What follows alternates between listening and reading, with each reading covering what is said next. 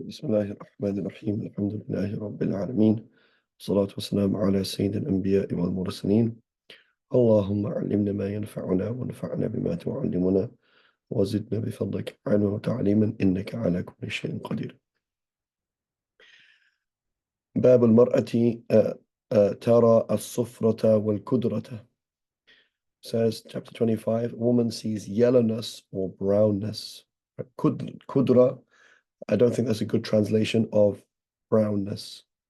Rather cloudiness, right? Kadir, murky, right? Murkiness, cloudiness, right? So brownness, redness is going to be something else. So it says, أخبرنا مالك, i.e. Imam Muhammad ibn Hassan al-Shaybani is telling us that Imam Malik narrated to us, to him. Okay? Saying, أخبرنا علقمة ibn Abi Alqama عن أمه, from his mother. Muwatta Aisha, the freed slave. So she was a freed slave, or his mother was a freed slave of Aisha radiallahu anha. Zawj in Nabi sallallahu alaihi wasallam, Zawj, right? Today in modern Standard Arabic, we tend to use the word Zawja for feminine, for wife. Generally in the past, they used to use the word Zawj. Zawj means a pair, right? The one who pairs with somebody else. So that's male or female.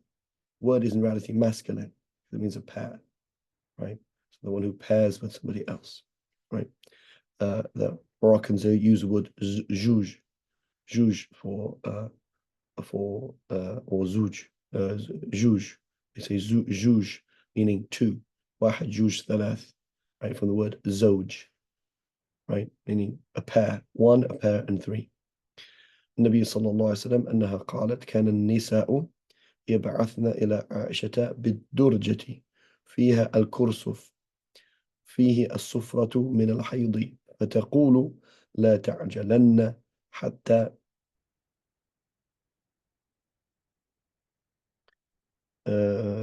ترين القصة البيضاء تريد بذلك الطهر من الحيض. So Imam Malik informs us from Alqama ibn Abi Alqama, informed us from his mother, the freed slave Mawla of Aisha, the wife of the Prophet ﷺ said, women used to send to Aisha with their boxes in which there was cotton, meaning at the end of their period, they would insert some cotton and show her, say, look, my period's finished, right? Is that correct or not? With the yellowness of their menstrual fluid on it. And she would say, do not hasten until you see the white swab, right? And so al-qasr bayda, what it means in Arabic is for some women, not all women, there is when the period finishes, the red disappears, the brown disappears, and it's clearly white. And for some women, there is a murky discharge, which is al-qasr al-bayda, right? That is a particular discharge. So it's something else. Okay? That discharge is a sign at the end of the period. For women who do not have that or don't have that at that particular time of the month or whatever it is, then the fact that it's supposed to be clear. Right? So the point is that when it is clear, right? When it is clear. Now some women, that doesn't really happen at all. Right? It doesn't happen at all. It could be for various reasons. And so the default in the Shafi'i school is it has to be all murkiness has to go. Right? And this is the base of this hadith here. Now, I won't say murkiness, but let's say all color, right? All kind of like redness or brownness has to go.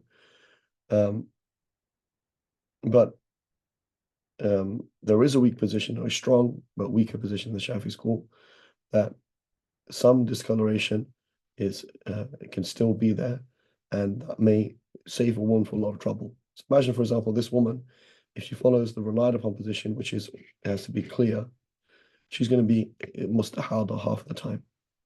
Right? Every month she's going over 20 days. What is the weaker position? It's like the red is gone, there's nothing else there. And so it's just this other kind of color. And so that's not considered period at all. Again, we should study this stuff in book of fiqh. So when we study fiqh, you study the fiqh of menstruation, and there's also books of menstruation. If a Hanafi, study in Hanafi madhab, Maliki, etc. Okay, but this is just a kind of general exposition to the idea. قال محمد, so Imam Muhammad says, وبهذا نأخذ لا تطهر المرأة ما دامت ترى حمرة أو صفرة أو كدرة. Right? So that's why it's kind of translating it as brownish.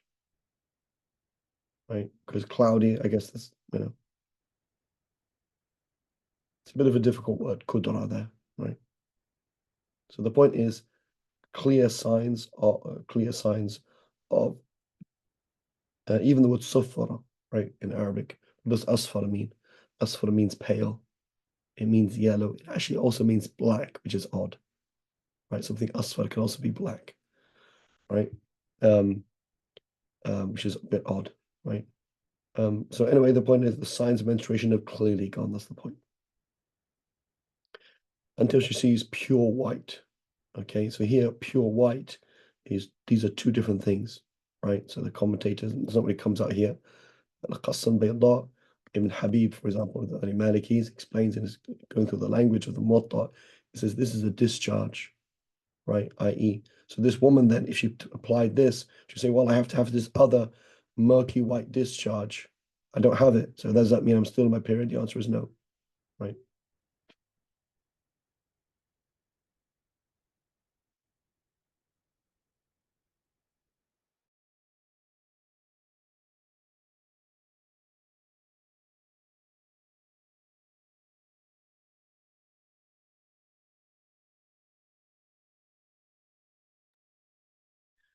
Okay. So again, we have to study this within a fiqh class. It's not so clear here. أخبرنا the end of هذا البيج. أخبرنا مالك أخبرنا عبد الله بن أبي بكر عن عمته عن ابنة زيد بن ثابت أنه بلغها أن نساء كن يدعون بالمصابيح من جوف الليل فينظرن إلى الطهر فكانت تعيب عليهن وتقول ما كان النساء يصنعن هذا. Malik informed us from Abdullah ibn Bakr, informed us that from his paternal aunt, from the daughter of Zayd ibn Thabit, that she heard that there were some women who would call for lanterns in the middle of the night to see if they were clean. And she would reproach them for that and say the women did not used to do that. Right? Meaning overly careful about something and checking even though it's really not clear that you've like if you so it's really not clear, right? So that's the details of that being to not kind of go overkill. That's the point there. If it's likely or more than likely, then you should check, right? Right. A woman, for example, she's gone over her norm, right? She's gone over norm, and it's likely that so she's gone to sleep, and it's likely that she's gonna have to pray Fajr. She should wake up and check, right? If it's likely, right? Should she be doing that all the time? No, but when it's likely, that's a good idea. Right? But the issue is when it's not likely. That's the problem. The other question is, are you obliged to? Right? Are you obliged to check? Right? So in the Shafi school, at least, you're not obliged to check. The sign that you are obliged to pray or obliged to make ghusl and pray is that you know that you finished your period. You are not obliged to make yourself know that you finished your period. Right? You're not obliged to know that. Similarly, is it possible you have najasa on you? Right? A dog just came past you, a wet dog came past you. Did the water drop from the dog onto your shoe or not? If it did in the Shafi school, now your shoe is najas. So you're going to have to clean your shoe. Are you obliged to do that? Are you obliged to check? You're not obliged to check. If you know, you don't have to wash it. If you don't know, you don't do it. So you're in a situation, you're traveling, you're this, you're that. Don't check. Don't check. Not obliged to check, right? You're at work. A woman is at work. The period might end now. So she might have to pray the Lord at work. Don't check. If you know it's obvious that your period had ended, then khalas, you have to make ghusl. Yeah, but then I'm at work. You have to go home. You have to make ghusl. You have to pray. Are you obliged to check? You're in the airport. Are you obliged to check? Don't check. Right? You're not obliged to check. You're obliged to pray if you know your period has finished. But you're not obliged to make yourself know. They're two different things. And generally, in the modern world, so here there's level of OCD, right, or trying to be over religious during the time of the Salaf, and the Salaf corrected it. True. However, in our time, it's OCD is a very common problem. It's a very common problem, right? When I used to do Q&A online, 1 in 3 questions OCD. One of my friends, he just said, "Why? I have to study the psychology of being OCD because it's such a problem." The default is like most people have OCD. Is it the internet? Is it the fact that we don't interact with people? Is it the fact that we're always on our phones? I don't know what it is. So we have to be very careful not to promote being OCD. And as long as you're not obliged to do it, don't do it. Chill. Don't worry about it. So it says, باب المرأة تغسل بعض أعضاء الرجل وهي حائض. So the question here, right, we have to understand, we mentioned before, the Imam Malik, the default is these topics are being put forward by Imam Malik. So there is an idea among some of the Salaf that while a woman is in her period, she is najis, like she's like a walking piece of feces or walking piece of blood. Is that the case? The answer is no. And so Imam Malik is answering this, and Imam Muhammad is just kind of quoting him here and saying, yeah, like, a woman who is on a period, she is not herself najis, right? She has najasa on her, but she is not herself najis, right? So a woman's washing some of a man's limbs while in her period. أخبرنا مالك أخبرنا نافع أن ابن عمر كان تغسل جواريه رجليه وتعطينه الخمرة وهن حيض. Right? Malik informed us that Nafi', the freed slave of Ibn Umar, said that Ibn Umar's slave girls would wash his feet and give him his mat while they were on the period. Right? It's totally fine. Right? So this is not an issue. This is not a debate between the four madhahib today. It's not a debate between the four madhahib today. But perhaps you might find a mufti in the time of the Sahaba or Tabi'een who would be saying that, and he's saying, no, you're wrong. Okay, so a very important thing to understand. As time increases, ikhtilaf reduces, right? And we get istiqrar. So you might look back in time of the Sahaba and Tabi'een, and somebody has a fatwa. That doesn't mean you can follow that fatwa. Because after the Tabi'een and the Tabi'een, certain fatwa were agreed upon as being wrong. Certain things were unclear back then, and they became clear over time in inheritance, for example, just inheritance laws. So the Sahaba and Tabi'een, they were very scared about giving fatwa on certain inheritance issues because they were generally confusing. They didn't know the answer. What should we do? If somebody dies leaving sons and a grandfather, how does that work? Do we treat the grandfather as the father? Or is he more than, or do we treat him as a brother, as a father? Sorry, not sons, brothers and grandfathers. A man dies, leaving a brother, and a grandfather. Do we give the rest to the grandfather because he's like a father, and ignore the brothers? Or do we say they're kind of equidistant from the deceased? How does it work?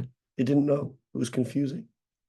And some had this suggestion, some had that suggestion, some had different things. After some time, There was a position of Abdullah ibn Mas'ud and the position of Zayd ibn Thabit, and khalas, that's it. Those are the two positions, and everyone's happy with it. So it's easy, not an issue. But at that early period, they were confused, right? So sometimes you're going to see Imam Malik bringing up an issue that kind of seems like a non-issue. Like, why are you even talking about that?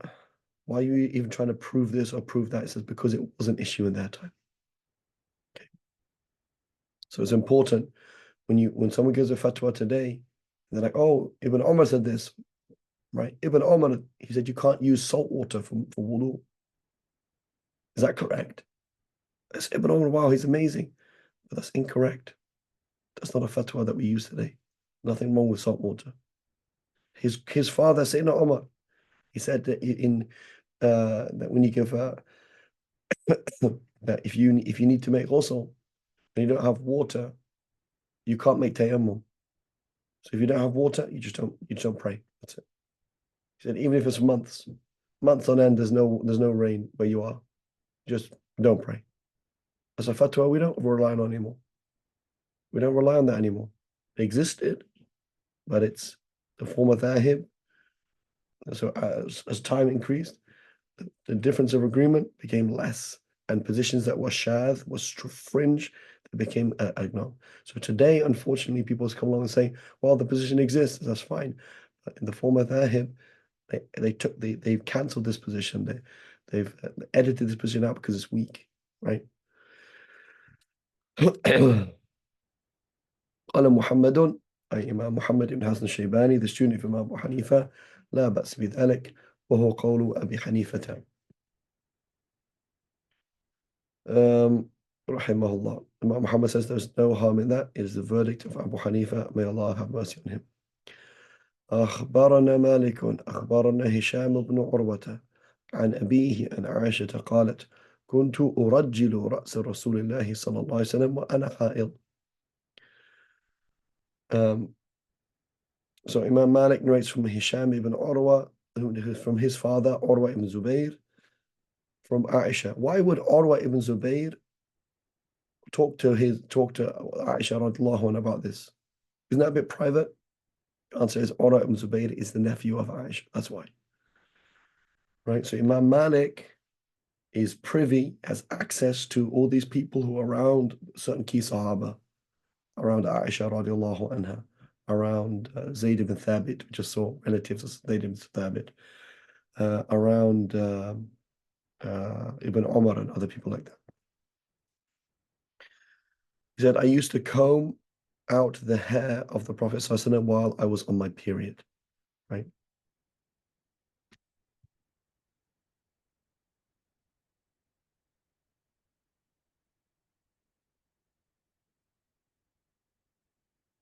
قال محمد لا بأس بذلك وهو قول أبي حنيفة رحمه الله والعامة من فقهائنا. Says there's no harm in that, and this is the verdict of Imam Hanifa and the majority of our scholars, meaning the Kufans. So if you remember, the Hanafi school is not about Imam Abu Hanifa, it's about the Kufans, a large body of scholars. The Hanafi school did not begin with Imam Abu Hanifa, nor did it end with Imam Abu Hanifa. The Maliki school did not begin with Imam Malik, nor did it end with Imam Malik. When you say the Maliki school, you're not talking about Imam Malik. You're talking about a name, a school that is labeled with the name Malik. So the Maliki school is a large body of scholars from the Salaf, the Khalaf, thousands and thousands of scholars. The Hanafi school, it's a large body of scholars. Okay, so if you understand that. It says Bab al-Rajuli or باب الرجل يغتسل أو يتوضأ بسؤر المرأة. So this is a debate between the madhahib. This is a debate. Imam Malik is saying you're wrong. There's nothing wrong with a woman. If a woman or a woman uses water, it's fine, not a problem. Woman using water for wudu or ghusl does not change the water, right? Imam Muhammad says no. Again, so what that can imagine Imam Muhammad 2 generations later, right? He's building on the work of Imam Malik and building on the work of Imam Muhammad, right? And he's saying, no, there are positions among the Salaf who said if a woman submerges herself in water to make ghusl, that water cannot be used by a man, right? And so, but here Imam Malik, so Imam Malik is not debating with Imam Ahmad. Imam Ahmad is 2 generations later. He's debating or correcting the positions that Imam Ahmad will build on later on. Okay, that means there's a position out there, right? So if you look at a larger work, the Muwatta Imam Malik is a small work, right? If you look at a large work like the Musannaf Abdul Razzaq al-San'ani, 11 volumes, right? Musannaf Ibn Abi Shayba, 24 volumes. You're going to see for and against. Which Salaf said this, which Salaf said that. Both arguments. Here he's just a short work. Right, Imam, the Muwatta is a short work, but he's saying no, something's not the case, i.e. there are those scholars who say it's the case. You can go and ask them. And I'm saying that's not the case.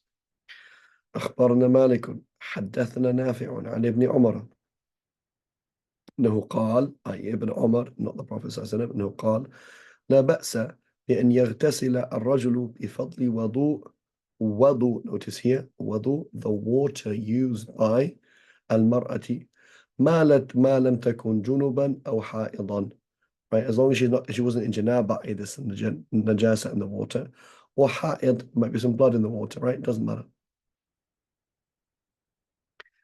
Malik informed us, Nafi narrated to us from Ibn Umar that he said there is no harm in a man's doing ghusl with the water left over by a woman who has done wudu with that water. It's fine, as long as she does not need of ghusl because of sexual intercourse, janaba, or in her period. Right. So notice how much fiqh of Imam Malik comes from Ibn Umar. So the Maliki school, is it a Maliki school or is it an Ibn Umar school? So much of the Maliki school is just Ibn Umar. So much of it. Very important. Just like so much of the Hanafi school is just Abdullah ibn Mas'ud. Right? It's like Abdullah ibn Mas'ud said this, or his student said this, the Hanafi school says that. Right? Okay, so here there's a number of issues, right? Number of issues. The point he's trying to say is that a woman touches water doesn't make it filthy, it doesn't make it unusable, right? There's another issue, which is, so there's water that's filthy and there's water that's used, okay? Now for the Malikis, that doesn't exist. Water doesn't become used. For the Jumhur, water becomes used, right? So what does that mean? It means I poured water over my arm in order to purify it during wudu. That water came off. That water is now considered used. I can't use it to make wudu again. Right? So in the Shafi school, if I had a small amount of water, like a bucket of water, and a man or a woman, anybody, said, I'm now washing my face, and dunked their face into the water, that whole bucket of water would become used, and you couldn't use it to purify. That individual, that man or woman, could not use it anymore because he's already used all of that water to wash his face. And nobody else could use it. It's become used. Right? Whereas for the Malikis, that doesn't exist. There's no such thing as used water. So the issue here, Imam Malik is going to be referring to filthy water, right? I don't believe so. So you would imagine the issue here, Imam Malik is referring to is najasa. Is bro, as long as there's no najasa in the water, it's fine. Right? But even for the Malikis, that's something else. For the Malikis as well, najasa in the water only makes the water najas if you can see it. So Allahu Alam. Right? Oh, okay. قال محمد لا بأس بفضل وضوء المرأة وغسلها وسؤرها. So there's a debate in reality. So the word wudu and wadu, we're clear on that word in Arabic. Wudu, the process of making wudu. Wadu, the water you use. Futur, the process of eating breakfast. Fatur, the food you eat for breakfast. Suhur, the process of eating a pre-dawn meal. Sahur, the thing you eat at that time. right? Waqud, the thing that you burn. Okay, that's fa'ul. Now, ghusl and ghasl, this is an issue of debate among the scholars of Arabic language. So generally in books of fiqh, we hear the word ghusl, meaning to wash your whole body as a ritual. Certain scholars have said this word doesn't exist in Arabic. It is ghasl. Ghasl is the word. غسل يغسل غسلا, to wash. You want to call it al-ghasl, that well-known specific ritual of washing your body, fine. But it's not ghusl. Ghusl is something else, right? Whereas some scholars of Arabic language, they know it does exist. There is ghusl, which is washing. Sorry, ghasl, which is washing. Ghusl, which is washing your whole body. And ghisl, which is the thing you use to wash. Right? Some of them, they make that distinction.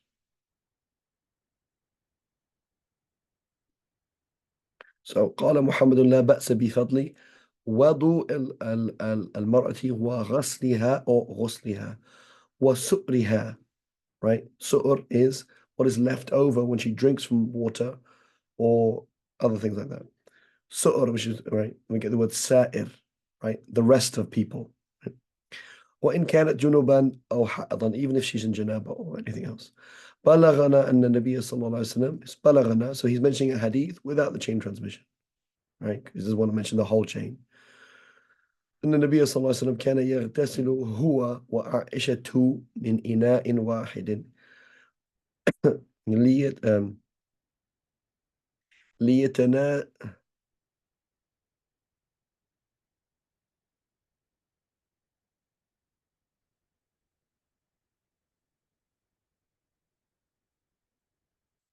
Allah, I'm doing here. أن النبي صلى الله عليه وسلم كان يغتسل هو من إناء واحد.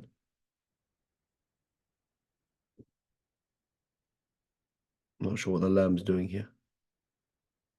So يتنازعان الغسل بينهم جميعا فهو فضل غسل المرأة الجنوبي وهو قول أبي حنيفة. Right? So he's saying the hadith is well known, right?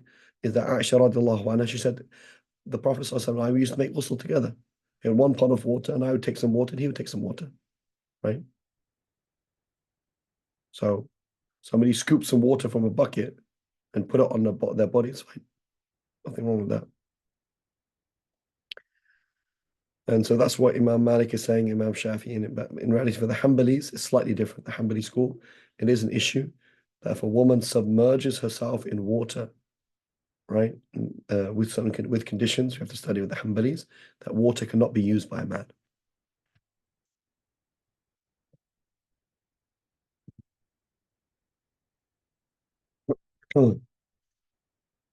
باب الوضوء بسؤر الهرة. So making wudu from that which a cat has drunk from.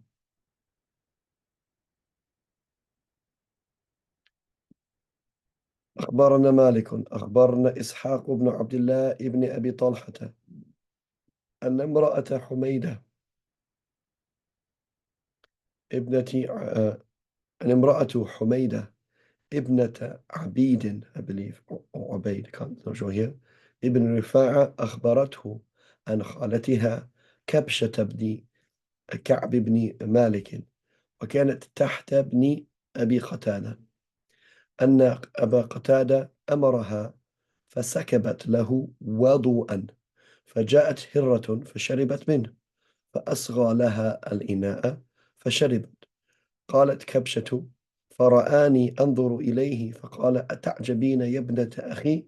قالت قلت نعم. قال إن رسول الله صلى الله عليه وسلم قال إنها ليست بنجس إنها من الطوافين عليكم الطوافات. So Malik informed us that Ishaq ibn Abdullah ibn Abi Talha informed us that his wife, Humayda, the daughter of Ubaid ibn Rifa'a, told him that her maternal aunt, Kabsha, the daughter of Ka'b ibn Malik, who was the wife of Ibn Abi Qatada, right? So Ka'b ibn Malik, Sahabi, Abi Qatada, Sahabi, right? The wife of, told us that Abu Qatada, the Sahabi, told her to pour some water for him to make wudu, right? and a cat came along to drink from it. So he tilted the pot for it, and it drank. Kabsha said, so many people, right, not to pick on anybody, but many Arabs, they have this problem with cats, right? The cats are disgusting. They're like rats, right? And so that's not how we see the Prophet ﷺ dealing with cats. Now, that may be a personal issue or societal issue, or the way that cats are, right? When I lived in Jordan, for example, the rats of Jordan are cats, right? You don't really see rats around, you see cats. You see a cat that looks mangy, looks this, like that, hanging out in a trash can, right? It is kind of scary. But a cat is a pure and beautiful animal, right? Um, so Kepsha, she said, so he saw me watching him, right? He says, are you surprised, oh my niece? Right, not literally my niece, but my relative. She said, oh yes. He said, don't be surprised. Why? Because the Messenger of Allah ﷺ said, it, meaning a cat, is not impure. It is one of those male and female servants, tawafin or tawafat, right? These people that come in and out of your house, that come and go, right? And so there's a number of things here, right? There's a number of things here. Number one, you have a small amount of water, correct? A little pot of water. So we could use this, right? Now, the hadith is cats are not najas, okay? That's the hadith. The athar, meaning what the Sahabi is doing, is the Sahabi is letting a cat drink from it. Okay? So we have to understand there's two things here. What's the actual hadith here is cats are not najas. Okay? And then notice how the Prophet explains it. The Prophet didn't say cats are not najas. The Prophet said cats are not najas. Why? How do I know that? They go in and out of your house. So the fact that something goes in and out of your house and it's difficult to avoid means that Allah is not going to make it awkward for you. It's not going to make it awkward for you and say, oh, it's very, very hard. You have to wash this every single time. It licks you, it does this, does that, right? And so the Hanbalis, they say cats and small things like that, when they lick from a bowl, they don't make it filthy because they're small. So the issue is because they're small. Even though the default is that a cat would have najas mouth because it eats najas, it eats dead mice, right? And things like that. But they say it's pure because it's small. Okay. For the Malikis, they could use this as a proof to say, no, that's not the point. The point is, if a cat licks from a bowl, even if the cat's mouth is najas, as long as the bowl doesn't change, it's still pure. Okay. Hanafis, I don't know how they understand the hadith. Here it says, قال محمد لا بأس بأن يتوضأ بفضل سؤر الهرة وغيره أحب إلينا منه, right? So I don't understand exactly how the Hanafis understand it. You're going to study Hanafi fiqh, right? There's not a fiqh book. Imam Muhammad has fiqh books and he has fiqh students, right? This is just tabassur, just kind of getting an idea. It's interesting, right? But we have to study fiqh. For the Shafi'is, what do we say? We say a cat is pure. Okay, a cat is pure. But here is Ginger, your cat. Ginger kills a rat in front of you and has blood on its mouth in front of you. Licks the blood off its mouth. Its mouth is still filthy. If that cat in front of you now comes and licks from a small body of water, a cup of water, a bowl of water, then that water is filthy. Okay? And that water is filthy. However, we say the following. How do the Shafis look at this? Here is a cat. A cat's mouth by default is filthy. That's not true. A cat's mouth by default is pure. Even if it normally is filthy because it licks its behind, forgive me for saying, right? Even if, one second, I'm recording this, yeah. Even if it by default goes and eats bugs and uh, um, and rats and mice, etc. We say the following: here is a mouse, here's a cat whose mouth has become filthy. Ginger the cat just killed a rat. There's blood from the rat or the meat of the rat on its mouth. So therefore the mouth is najis. The cat disappears and comes back 5 minutes later. We say, is it possible, theoretically, is it possible that the cat has drunk from a large body of water? The answer is yes. Okay, so what is the likelihood of that? One in a, I don't know, 1 in 1,000. Okay, so there is 0.1% chance that the cat's mouth is pure, correct? Correct.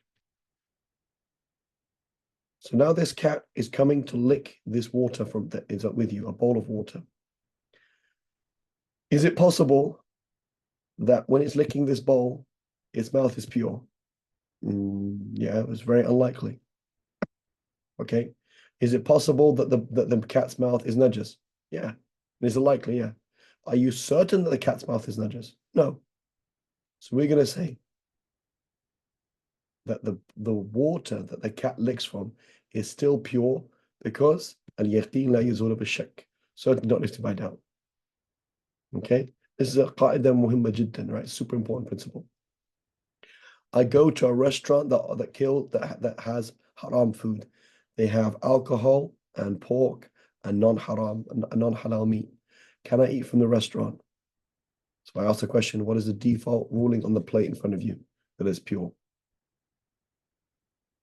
Is it possible that your food has mixed with najas food? It's possible. Should you eat it? It's better not to. Is it halal to eat it? It's halal. Why? The default is pure. Okay? Same logic. Right? So yeah, you want to be scrupulous, don't eat from it. Don't eat from a restaurant, from a restaurant that has haram najasa in it, right? Don't do it. But you're not obliged to. You're not obliged to avoid doing that. The default is this is a piece of bread. The default of the piece of bread is pure, even if it's likely that it got touched by filth. Because the default is pure, right? But there are a number of issues here. So notice it's very important. What do we learn as well? There's one hadith or one fatwa of a sahabi or one action of a sahabi, and it could be understood in 5, 6, 7 different ways, right? So people often think that the deen is based on Quran and Sunnah. The deen is not based on Quran and Sunnah. The deen is based on people's understanding of the Quran and Sunnah. My understanding, or your understanding, or her understanding, or their understanding. I say that, and the verse of the Quran says what I'm saying. The verse of the Quran does not say what you're saying. The verse of the Quran says what you think it's saying. It's two different things. How you interpret something and what it actually says are not the same thing. Obviously, there are certain verses or hadith that are crystal clear. We all interpret in the same way. But there are certain verses or verses of the Quran or hadith, most of the time, can be understood in 10 different ways, 20 different ways.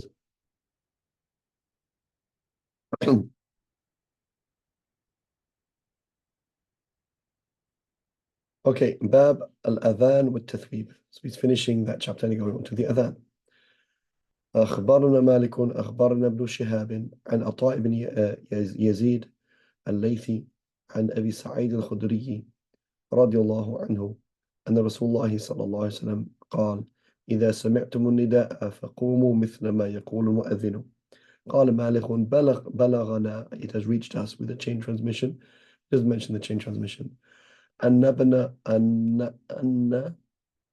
عمر بن الخطاب رضي الله عنه جاءه المؤذن يؤذنه لصلاة الصبح فوجده نائما فقال المؤذن الصلاة خير من النوم أمره عمر أن يجعلها في نداء الصبح. Malik informed us that Ibn Shihab informed us that Ata ibn Yazid al-Laythi informed us from Abu Sa'id al-Khudri al-Sahabi that the Prophet ﷺ said, when you hear the call, repeat the words that the caller says, right? So we repeat as a mu'adhin is saying it, Allahu Akbar, Allahu Akbar, Allahu Akbar, Allahu Akbar. Malik said, a report reached us. Somebody has told us from somebody, that once the mu'adhin, right? So the word in English is mu'azzin. So when we don't have to say mu'adhin. In English language, because of colonial period and British history, this word mu'azzin has come into the English language. So the word in English is mu'azzin. It is not caller to prayer, nor is it mu'adhin, right? So Allahu A'lam, the better translation would be to say, it has reached us that the mu'azzin, right, that's in the English dictionary, mu'azzin, just like azan is the word. You don't have to say call to prayer or adhan. In Arabic, it is adhan. In English, it is azan. Why is it azan? Because it comes from people pronouncing it incorrectly. That's fine. Just like the word kismet is English. Subhanallah, it's just not my kismet, right? Kismet is an English word.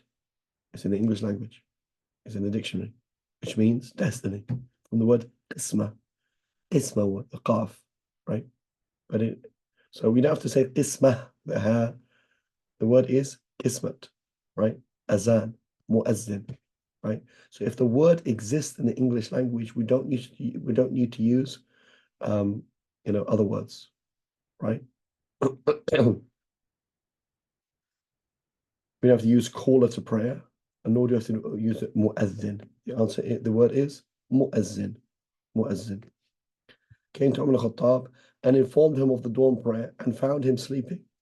The caller to prayer said, prayer is better than sleep. So Umar ibn Khattab told him include it in the prayer. This quote here is weak and shadh in reality. It doesn't make any sense. And the scholars, they explain, they say this is not correct. So Umar is not the person who started that comes in a hadith in reality. So this is not correct, right? So Imam Malik is saying somebody told it from somebody, and this is incorrect. Right? This is not correct. There's evidence that goes against it. That's not what happened. Right? So saying that Umar is the person who inaugurated that, that's not correct. Allah.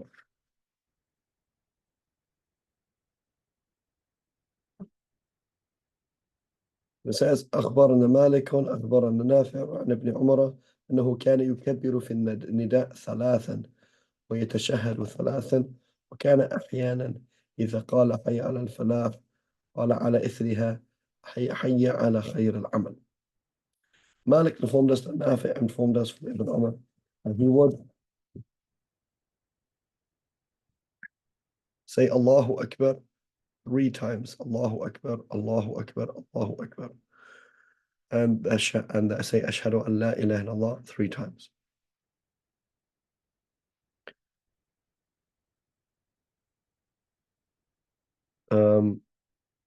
Okay.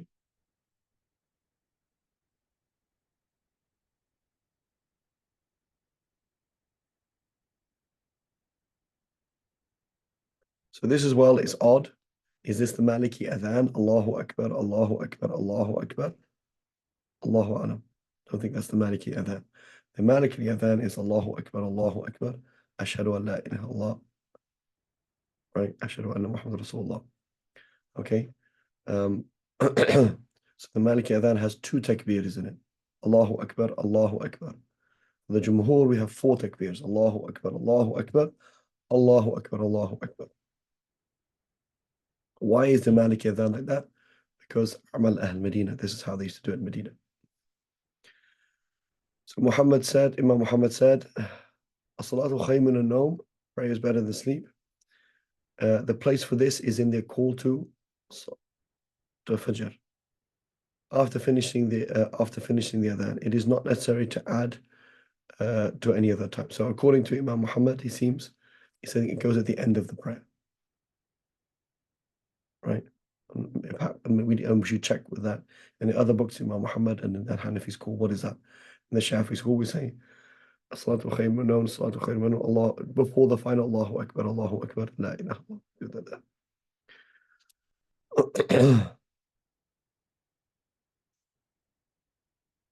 Let me read one hadith here. Yeah, this hadith needs to be. There's some detail in this hadith. Inshallah, we'll leave it for next week. Inshallah, ta'ala, we'll stop here. صلى الله على سيدنا محمد وعلى آله وصحبه وسلم. سبحان الله وبحمدك أشهد أن لا إله إلا أنت أستغفرك وأتوب إليك.